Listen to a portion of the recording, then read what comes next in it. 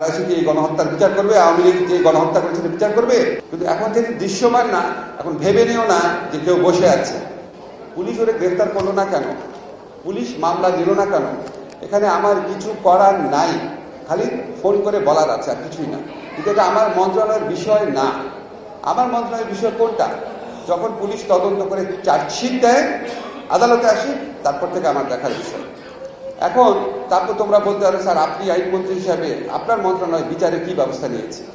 আমরা বিচারের জন্য ইন্টারন্যাশনাল ক্রিমিনাল যে ট্রাইব্যুনাল আছে, সেই ট্রাইব্যুনালে বুঝে দেখো, সেই ট্রাইব্যুনালে যে প্রসিকিউটর, ইনভেস্টিগেটর, বিচারক সবাইকে নতুন নিয়োগ দিতে হয়েছে।